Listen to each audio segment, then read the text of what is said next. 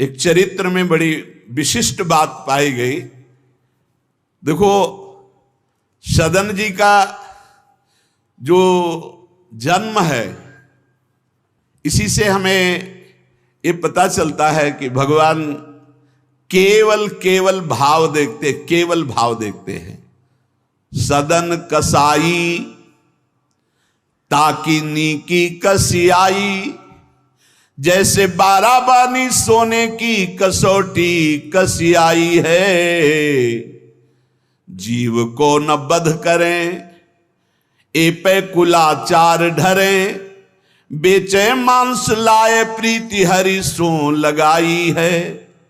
गंडकी को सुत बिन जाने तासों तोल्यो करे, भरे दृग साधुआनि पूजे पे न भाई है। कही निशि सुपने में वाही ठोर मुंह को देवो, सुनो गुण गान रीझो ही की सच्चाई है। सदन जी का जन्म कहां हुआ? कसाई कुल में, जहां पशुओं का वध करना एक स्वाभाविक वृत्ति है। निंदनीय किसी भी जीव की हिंसा करना निंदनीय कार्य है।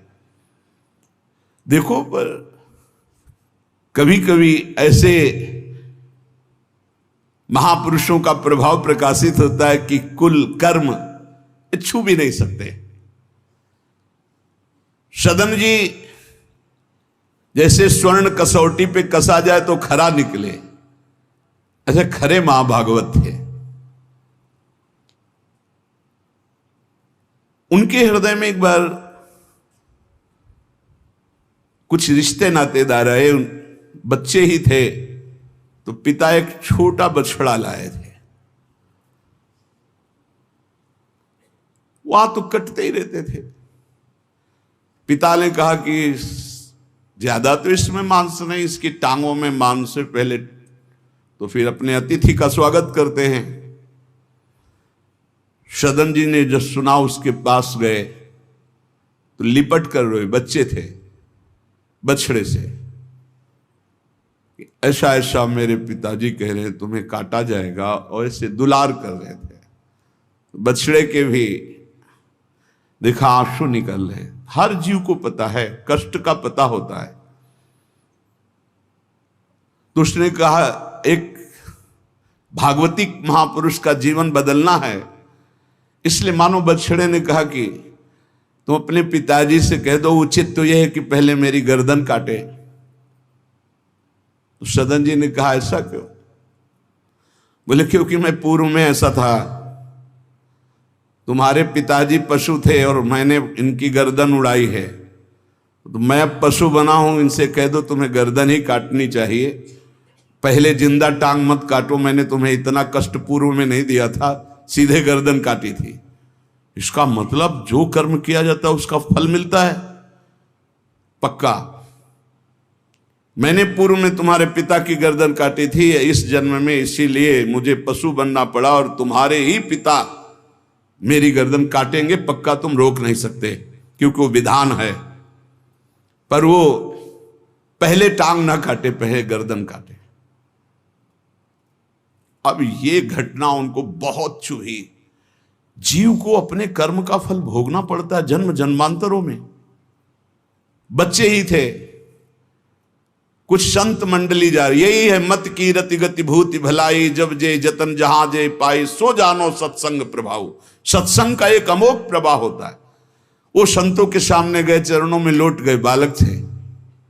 संत जनों ने, उठो उठो बच्चे, तो रोते हुए बोले कि हर कर्म का फल जीव को भोगना पड़ता है, कोई ऐसा साधन है जिससे कर्म का फल ना भोगना पड़े और जीवन मुक्त हो जाए, जीव मुक्त हो जाए? उनका भगवान का निरंतर नाम रटना। श्री हरि हरि नाम निरंतर रटे और स्वयं किसी जीव को कष्ट ना दे और संतों का संग करता रहे तो जीवन मुक्त हो जाएगा। बस छोटे से बालक सदन जी में बात बैठ गई, बस अंदर शुरू कर दिया, हरि श्री हरि श्री हरि श्री हरि। संतों की बात मान ले तो परम पद जेब में है। अब पिताजी जब तक रहे तब तक वो वध करते रहे जीवों का, लेकिन सदन जी ने कभी कभी किसी का वध नहीं किया। वो कुल परंपरागत मांस खरीद लाते और उसी को मुनाफा करके बेचते और परिवार का पोषण करने लगे। एक दिन ये रास्ते में आ रहे थे तो किसी साधु का बटुआ ढीला होगा तो शालिग्राम भगवान गिर पड़े थे।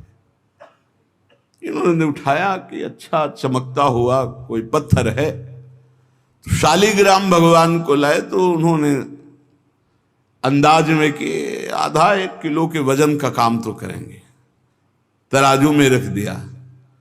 हरि श्री हरि श्री हरि श्री हरि, हर समय नाम जपना। ये तो बचपन से शुरू था संतों की कृपा से, और भगवान से अंदर से समर्पण था। ये नहीं जानते थे कि शालिग्राम भगवान है, देखा ही नहीं था कभी भगवान के शालिग्राम रूप को।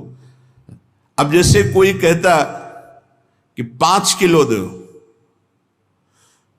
तो 5 किलो शालिग्राम बन जाते, 2 किलो तो 2 किलो दो। अब तो बहुत बढ़िया काम की बाट बदलने की जरूरत नहीं, एक ही बाट में जितना मांगो उतना दे देंगे और ठीक वजन उतना ही होता, कभी किसी को संशय नहीं हुआ।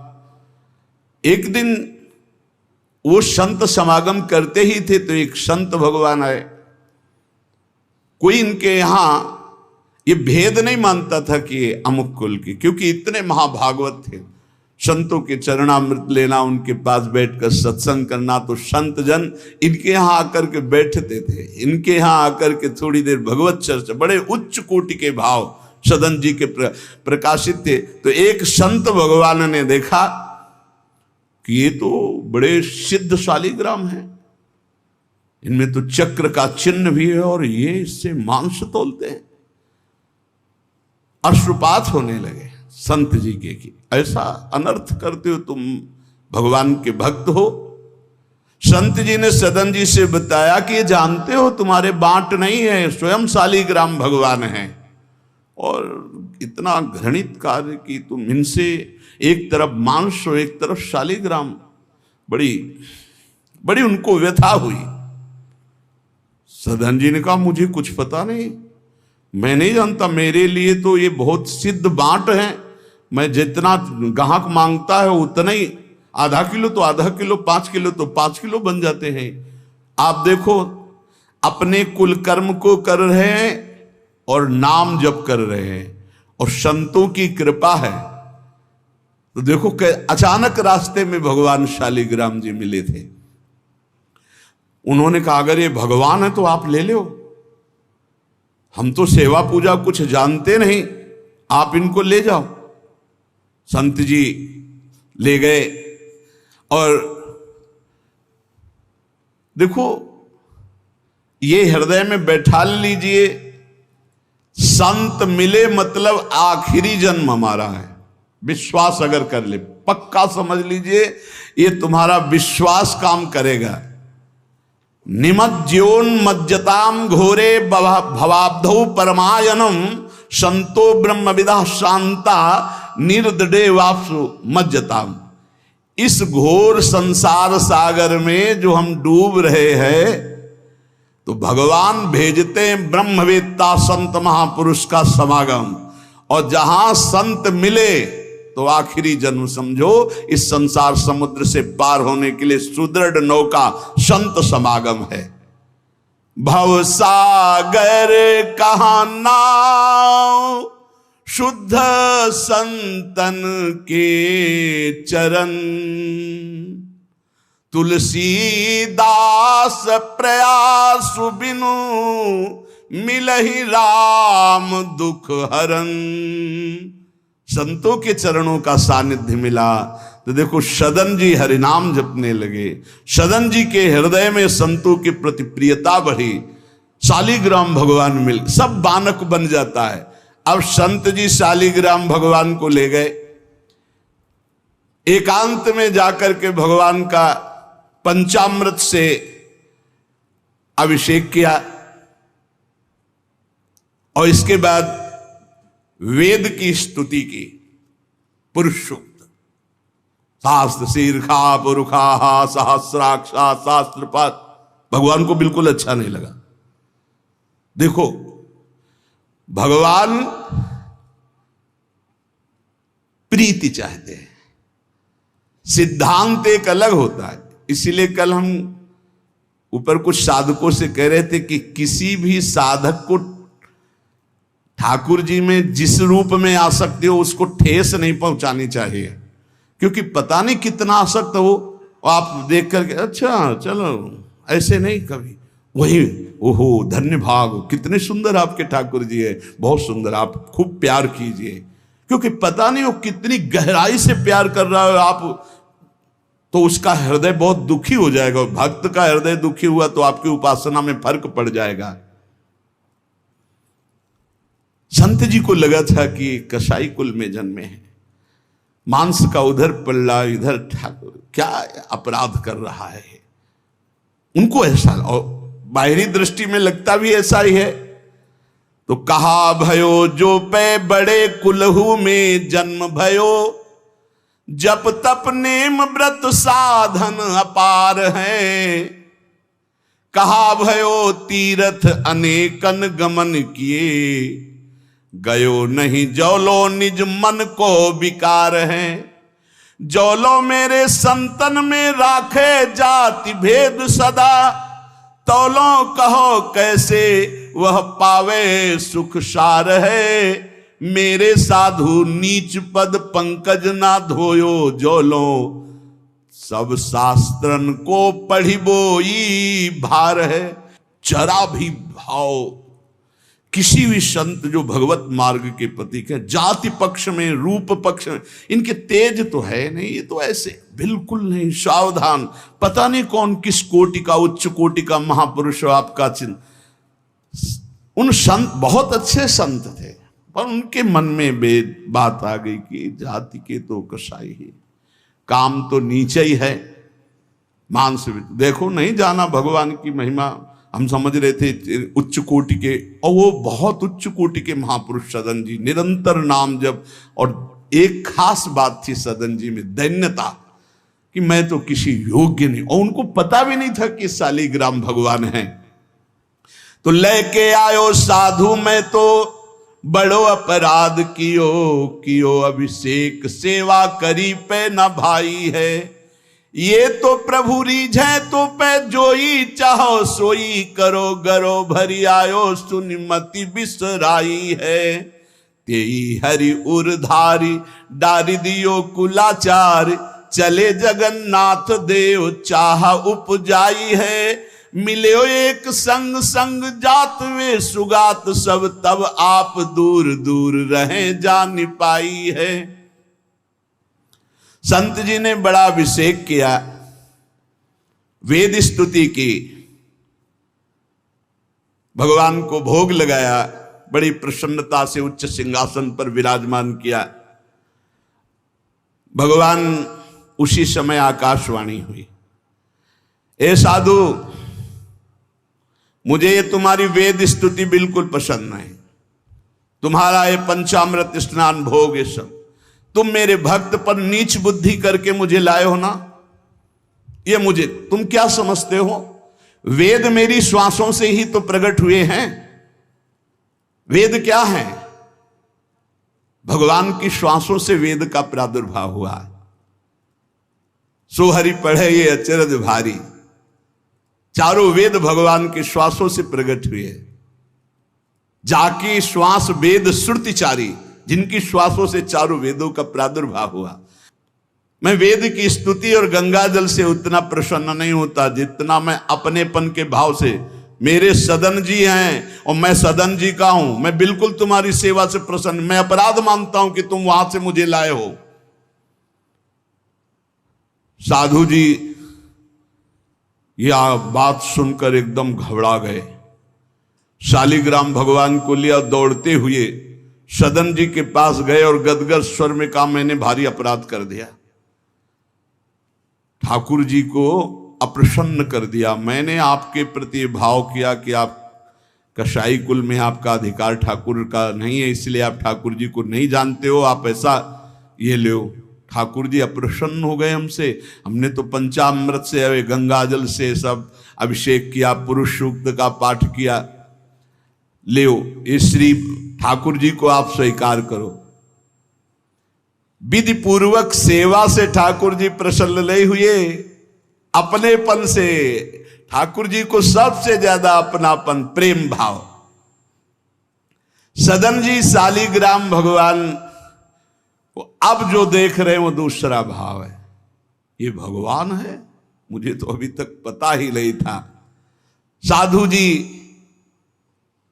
जब चले गए तो कहा अब तौलने के काम में तो नहीं, एक सुंदर नवीन कपड़े में ऐसे गले पे लगा लिए, ठाकुर जी गले पे डाल दिए।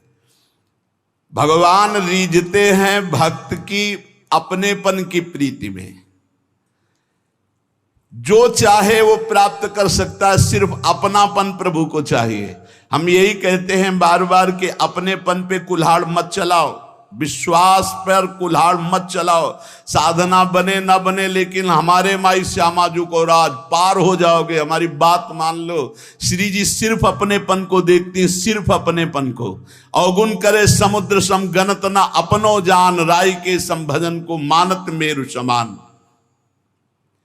श्री सदन जी ने निज हृदय से लगाया और आंसू बहने लगे कि प्रभु मुझे तो आपका ज्ञान ही नहीं कि आप भगवान हो। आंसुओं से अभिषेक हो रहा, नाथ अभी तक तो मैं आपको जानता नहीं था, बड़ा अपराध हुआ, लेकिन आज मैं, जब आप हमें इतना प्यार करते हैं, जब साधु ने बताया कि मुझे भगवान ने कहा है कि मैं जितना सदन जी को प्यार करता हूं, उनकी मैं भावना से प्रसन्न, तुम्हारी सेवा से नहीं, उनको अद्भुत वैराग्य हो गया। बोले आज के बाद घर परिवार में ही नहीं रुकूंगा, अब केवल भगवान का होकर वैराग्य भाव से जीवन भगवान को समर्पित करता हूं। शालिग्राम जी गले में टांगे और कहा पहली यात्रा जगन्नाथपुरी, पहले जगन्नाथ जी के दर्शन करूंगा जाकर, पूरा जीवन अब भगवान के लिए। भगवान देखो कैसे कृपा करते। बचपन में संतों से उपदेश मिला, नाम जब शुरू किया, ऐसे उच्च कोटि के महात्मा के ऐसा कार्य करने पर भी सब संत उनके यहां जाते थे, और उसका परिणाम हुआ कि घोर वैराग्य युक्त होकर भगवान के अनुराग में घर से चल दिए। श्री सदन जी कुटुंब परिवार कुल व्यापार सब छोड़कर जगन्नाथ जी के दर्शन के लिए चले। कुछ दूर चलने पर यात्रियों का समुदाय दिखाई दिया जो जगन्नाथपुरी जा रहे थे, तो उनके संग हो गए। जब उन लोगों ने कुछ ने पहचान कर ली कि अरे तो कसाई कुल के हैं, और तो सब दूर दूर छूना भी नहीं चाहते थे। यही बहुत बड़ी चूक हो जाती है, जो भगवान को समर्पित हो जाए उसमें कभी जाति पक्ष ना देखे, नहीं, बहुत बड़ी हानि हो जाती है। राजसूय यज्ञ में स्वपच वाल्मीकि को आदर सहित पवाकर पूर्ण यज्ञ करवाई भगवान ने। ये बात ध्यान रखना है, अपने जात अभिमान में आकर कभी किसी भक्त का अपमान न कर दे कि वो नीच कुल का है, ऐसा कुछ। जब ये देखा सदन जी ने कि ये लोग घृणा करते हैं हमसे, तो खुद अलग हो गए। सदन जी बड़े पुलकित है कि आज जगन्नाथ जी के दर्शन होंगे। एक जगह देखा गौएं पानी पीने के लिए लालायित हैं, तो एक आदमी बाल्टी से पानी निकाल तो गौओं को डंडा मारने लगा। सदन जी ने कहा क्यों, पानी क्यों नहीं पीने देते? तो बोले इतना गहरा कुआं है, घसीटने से हमारे हाथ दर्द होते, अपने घर के लिए ले जाएंगे कि इनको पिलाएंगे? तो उनका अगर आप कृपा करें कुछ समय हमें दे दें बाल्टी और मैं भरूं, तो बोले मुझे फिर कोई परेशानी नहीं। भर भर करके 2500 गाय थी, सबको पानी पिलाया। शाम हो गई, पानी खींचने में पिलाने में समय लगा, तो उन्होंने सोचा गांव में भिक्षा मांग लेते हैं और आज रात्रि कहीं एकांतवास कर लेते हैं, सुबह जगन्नाथ जी के दर्शन करेंगे। तो आयो मग गांव भिक्षा ले नई ठाव गयो, नयो रूप देखी को तियारी जी परी है, बैठो या ही ठौर करो भोजन निहोरी कहो, रहो निसि सोई आई मेरी मति हरी है। ले वो मुंह को संग गरो काटो तो न होए रंग, बूझी और काटी पति ग्रीव पे न डरी है, कही अब पागो मोशो ना तो कौन तो सो मोसो, सुर करी उठी इन मार्यो भीर करी है। बहुत कठिन है वैराग्य लेकर भगवान के मार्ग में परम दयालु स्वभाव श्री सदन जी जगन्नाथ जी के दर्शन करने। रास्ते में एक घर में आवाज लगाई भिक्षाम दे, भगवान की लीला। एक स्त्री निकली भिक्षा लेकर, देखा रूप तो जो भगवान का नाम जप करते हैं, भगवान आश्रित होते हैं, उनका रूप अलौकिक होने लगता है। एक दिव्य आकर्षण होता है जो सबके चित्त को आह्लाद प्रदान करता है, क्योंकि आनंद स्वरूप भगवान का निरंतर चिंतन होता है। उसके प्रभाव से मुखाकृति में एक अद्भुत लावण्य, एक अद्भुत आकर्षण होता है। वो स्त्री ने देखा कि नवयुवक भिक्षुक तेजस्वी, वो रीझ गई, देखते ही रीझ गई, और उसने कहा कहीं मांगने की जरूरत नहीं, आप यहां बैठो और भोजन करो। सदन जी ने कहा हमें पाना तो है ही, जब आप पवाने के लिए कह रही तो पवा दीजिए। स्वाभाविक, क्योंकि अभी वैराग्य मार्ग में निकले। उस स्त्री ने प्रार्थना की, भोजन बना के पवाया और कहा प्रभु यदि आज रात्रि यहीं विश्राम कर लें तो आपको क्या, सुबह जगन्नाथपुरी चले जाइए। आपने उस स्त्री के विशेष आग्रह को स्वीकार करके उसके घर में शयन करना स्वीकार कर लिया। जब उसके पति सो गए तो रात्रि में उठ करके आई और आपके पास आकर बोली कि मैं आपको देख करके काम से पीड़ित हो चुकी हूं, अतः आप मुझे स्वीकार कीजिए और मैं सदा सदा के लिए आपके साथ के लिए चल दूंगी। सदन जी ने कहा यदि तू मेरा गला भी काट डाले तो भी मैं तुझे स्पर्श नहीं कर सकता, क्योंकि तेरा पति है। अच्छा, उसने गलत अर्थ ले लिया। उसके भाव में आया कि अगर पति है तो ये स्पर्श नहीं करेंगे, अगर पति ना हो तो स्वीकार कर लेंगे। कोआ मदांधो मदना तो रोवा, अंधों में भी अंधा कौन है, बोले जिसमें काम जागृत हो जाए। वो ऐसे काम से व्याकुल हो गई कि सोते हुए अपने पति का बिल्कुल भी प्रियता न रखते हुए गला काट दिया और आकर बोली सदन जी से कि अब मुझे स्वीकार करो, आपको पति का भय था ना, गला काट दिया। सदन जी ने कहा कि तू कितनी नीच है, जब तू अपने पति का गला काट दिया तो तू कितनी नीच है, इतना सोचा है? वैसे ही मैं तुझे स्पर्श नहीं करता, अब तो तुझे देखना भी नहीं।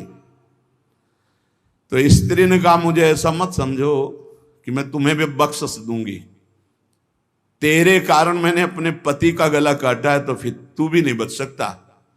तो सदन जी ने कहा क्या कर सकती हो? तो उसने कहा मुझे स्वीकार करो, नहीं उच्च स्वर से अभी हल्ला मचाती हूं। माया का विचित्र तांडव,